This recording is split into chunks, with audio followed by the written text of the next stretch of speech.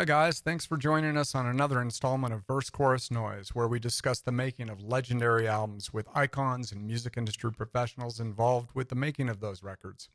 On today's installment, we'll have a conversation with Clem Burke, a legendary drummer from Blondie. If you like the show, please hit the like button below and subscribe to the channel. If you want to hear extended interviews and more stories, please visit the Patreon page, link also below. Thanks again for supporting the channel. Enjoy. Mike Galaxy here with Verse Chorus Noise. On this installment, we take a spin with punk and new wave pioneers Blondie and their critically acclaimed and best-selling album Parallel Lines. Parallel Lines was the band's third studio album for Chrysalis Records and was released on September 23, 1978. The album was their first produced by Mike Chapman and recorded at the record plant New York City in the summer of 1978. The album was source supported by their hit singles Picture This, Hanging on the Telephone, Sunday Girl, and Heart of Glass, which shot to number 1 in the U.S. Parallel Lines would go on to sell over 20 million copies worldwide, including over 1 million in both the U.S. and U.K., pushing the album to chart at number 6 in the U.S. and number 1 in the U.K. New York Times declared in 1978 that Parallel Lines was the 8th best album of the year. Rolling Stone placed drummer Clem Burke as one of the top 100 drummers of all time. I recently caught up with Blondie drummer and founding member Clem Burke. Well, it was great working with Mike Chapman. He was a songwriter and had some big hits in the UK. And I was a fan of most of the artists that he worked with. Mike was a great producer, but also, I give credit to the band had changed at that time. We had 2 new members, Frank Infante and Nigel Harrison. I don't think without the 2 of them and with Mike, we wouldn't have been able to make Parallel Lines. They were all contributors. We forced Mike to record with us in New York City. He really wanted us to go out to California to make that record. And we insisted that he'd come to New York. And I remember we were doing pre-production during a snowstorm, and he's bitching about that he could be in Beverly Hills with his feet up by the swimming pool, and but we coerced him into coming to New York, and we did pre-production at our loft on the Bowery. I was real excited about working with Mike because of his track record, working with Sweet and Susie Quattro, and even like the show Waddy Waddy, like the bubblegum glam rock stuff, all the hit records he had, and his association with Mickey Most, and all those kind of things. But, Mike first saw us out in LA at the Whiskey. When we went into the studio with Mike, we were prepared. And, he was a very hands-on producer. He'd be on the studio floor with us, kind of conducting. And there's always been this sort of folklore about how regimented he was, and how he wanted to make us be able to play better, which I think he did.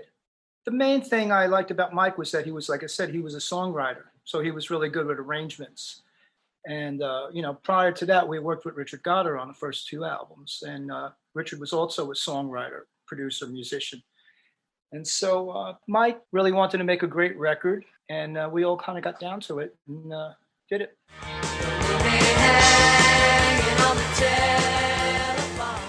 With Blondie, we were all collectively influenced by artists like Kraftwerk and the Bee Gees. And, Saturday Night Fever is one of my favorite records. I mean, the band is just playing amazingly on that record. In the film, it's kind of almost like a punk rock movie. It's a story of a guy from Brooklyn, comes over and wants to try to make it in New York, and really kind of pushes his way through. And I think we all related to that, coming from the outer boroughs. And when we were hanging out in clubs before CBGB, there was a club called Club 82, which was basically a dance club, a gay dance club that would have rock bands one night a week on Wednesday nights. And the music that they played at the club was all disco dance music. The disco lifestyle blended in, with the gay lifestyle that was going on in New York City. And, it was a melting pot for all kinds of influences and all kinds of lifestyles. Parallel Lines was the album that brought us the major success in the United States. and around the world after that. And of course, Heart of Glass was a big part of that.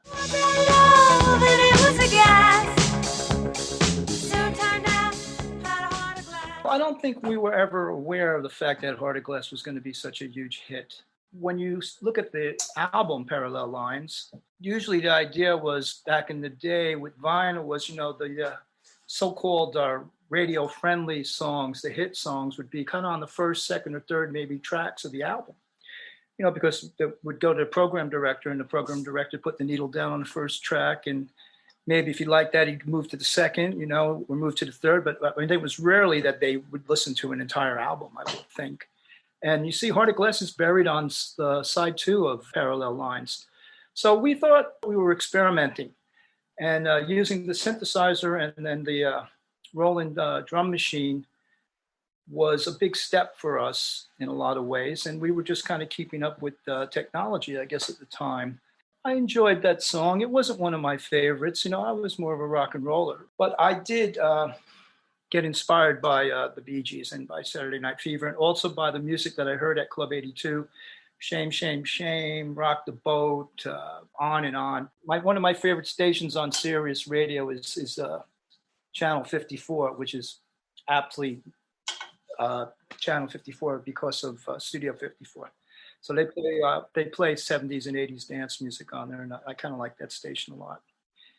Dance music is great when a band is playing it, like Casey and the Sunshine Band. I saw them play a while ago, and Casey was like a disco Bruce Springsteen. I mean, he was like amazing, and the band was great.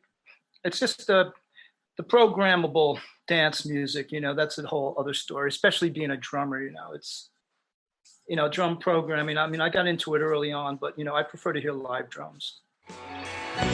Fade away, radiate. Well, what's my personal favorite on Parallel Lines? It's all like one big song to me, to tell you the truth. But Fade Away and Radiate is definitely a one-off. Mainly one reason of obviously Robert Fripp from King Crimson plays guitar on it. And he does that Frippatronics, he calls it. There's a great album he did with Brian Eno called No Pussyfooting. The two of them were just basically jamming on his guitar and on Eno's electronics.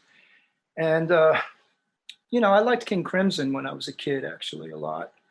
And to have Robert play on that was a great juxtaposition of you had prog rock, maybe you would call it, that he was known for. And then you had so-called new wave punk rock on the other side, and kind of coming together on that was a brilliant synergy, I think. And it was great to play with Robert in the studio. When we were rehearsing, we would do a lot of jamming. And actually, the song One Way or Another kind of came out of a jam with Robert as well, with Robert Fripp. One way or another, I'm gonna find you. I'm gonna get you. Doing Midnight Special, a live performance of Heart of Glass on Midnight Special was interesting because we had been in LA for quite some time and we've been having a lot of fun. And so I think we brought the fun to the studio that day, maybe from the night before, it was still going on. We were not really sure how we were going to be presented on that show because if you remember a little later, the Cars got to host the show and they got to choose their guests. They had the band Suicide on, for instance. And when we were on, it was pretty much straight ahead, MOR type of, I forget who else was on with us, but I think we were a little different for the whole studio audience there at the time. They would cut away to people break dancing to like One Way or Another. It was a very strange experience in a way, but we always loved doing television, I mean, we spent a lot of time doing shows like Top of the Pops and et cetera in the UK, we were really used to being on TV, and that was always fun to do TV. Picture this, a day in December. Picture this. When we opened for Rush, I don't think we were used to being in an arena to begin with. And I doubt we probably had very minimal sound check. And I think at that time, we've all come to realize there's all kinds of great music. There's just that the cliche, there's only good and bad music. I mean, Rush were obviously a brilliant band. I guess our agent just kind of tried to put us on whatever he could get us on as far as opening acts. And we also opened for Journey, which was pretty funny. And we also opened for REO Speedwagon too. With the success of Heart of Glass, we kind of like, there was a backlash. The whole Disco Sucks era, there was kind of a backlash against us with our sort of base audience, I would suppose, in some ways. And also, we found ourselves being put in situations that we didn't necessarily feel comfortable in, as for certain kind of television shows and things like that. But I have fond memories of doing American Bandstand. Dick Clark was great, and that was at that same era. I know we did one way or another on there. But the television exposure was a big thing. We didn't get to Saturday Night Live until the next album, though, to Eat to the Beat. Street, cold as ice cream, still as sweet. Dry your eyes, Sunday. The best thing that happened to me with the movie Roadie was when we covered Ring of Fire by Johnny Cash, obviously. And I got to meet Johnny. And he acknowledged that he knew that we had covered his song, which was really great. And, being in Austin, Texas at that time, it was real early on for the evolution of Austin, but I could see it coming. And I have a lot of fond memories of Austin in general. There was a lot of good clubs there. And we had a good time with that. Art Carney was in the movie Roadie, and Meatloaf. I've met actual guitar techs and things like that. Actually have the Roadie tattoo on their arm, which is pretty amazing. The Ramones asked me to join the Ramones maybe 3 or 4 times over the time I was with Blondie. The first time was I was with Tommy Ramone, the original drummer in England, at a Ramones gig, and when he told me that he was leaving, and I couldn't believe that he was actually contemplating leaving, which he did leave. He said he just couldn't take it any longer. This was like really when the Ramones it was their second album. And, I had a few meetings with them about joining at different times, but of course Blondie was going. When I eventually did wind up playing with them, it was without any kind of preparation. They didn't want to rehearse. John didn't want to rehearse. He just wanted me to be able to go play it. So, I rehearsed myself in my little studio, but it wasn't the same as playing with the band. So we never really rehearsed. So it was kind of trial by fire. And Joey and I were good friends, and we kind of talked about expanding the sound of the band a little bit. And John in particular was not into that, so it was a short-lived, and I think the best thing that they did was get Mark back. That was good. He kind of got himself together and he came back. I like the Ramones. They were like probably the second most influential rock and roll band of all time, other than the Beatles. And I'm happy to be part of it, I think maybe one of the first gigs I did with Blondie, we were opening for the Ramones at a place called Performance Studios, which was a rehearsal recording studio that Tommy Ramone and their tour manager Monty Melnick had, and we played with them there. And we played with them at various times, and we used to rehearse sometimes in Arturo Vega, their lighting designer, and the guy who came up with the logo and the t-shirts and all. We used to rehearse in his loft early on when Joey and Dee Dee both lived in the loft at the time.